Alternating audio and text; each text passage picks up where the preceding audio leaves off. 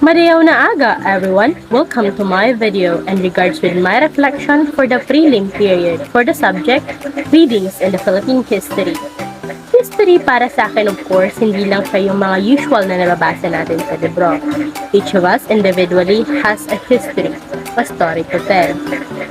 Yung past story ko, I did use it to eliminate the path I am currently walking. Even yung naging karanasan ng parents ko or the people that is close to me. All of it, ginamit ko as a reference kung ano ang mangyayari sa akin if I go that way.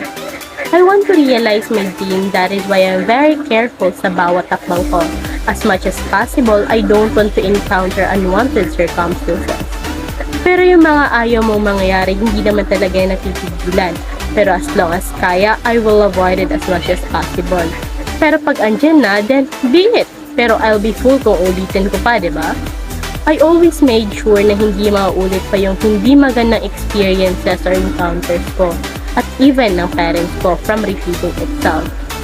There's a reason why history must remain a history, but the lesson it gives cannot be disregarded.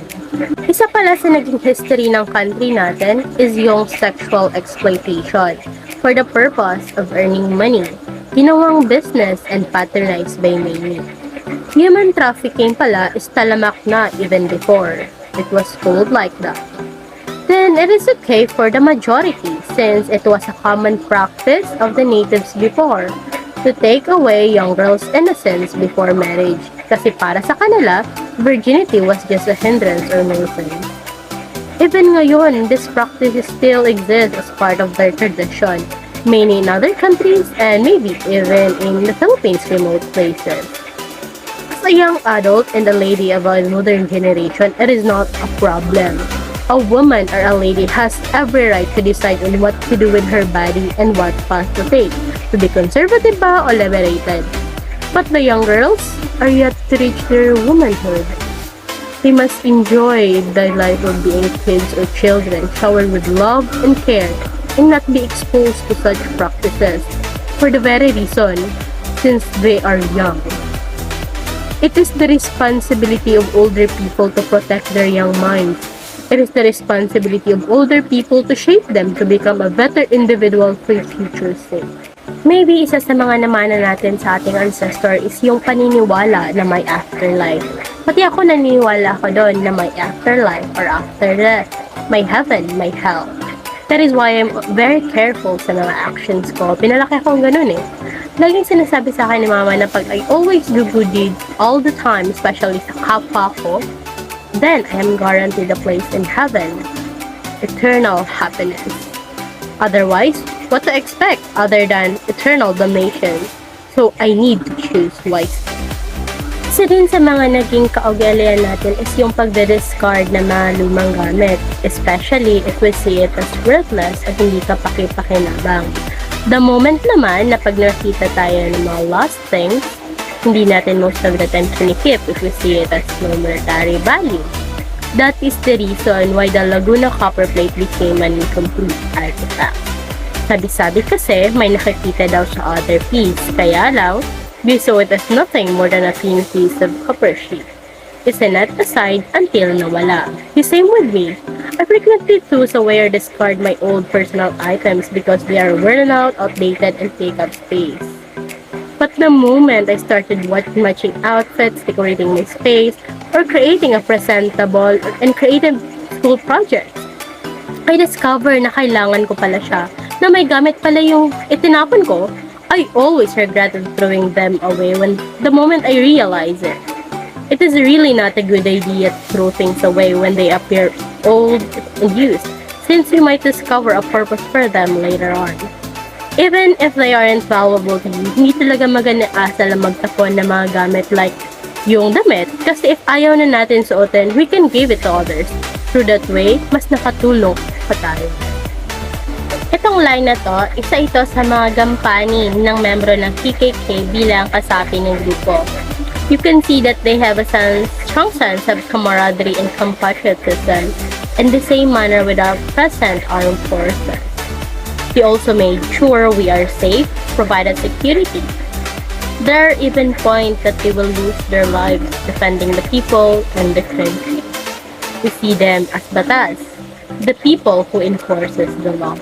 Pero yung Kalanchaw Code, considered as mythical legal code, para rin siyang law.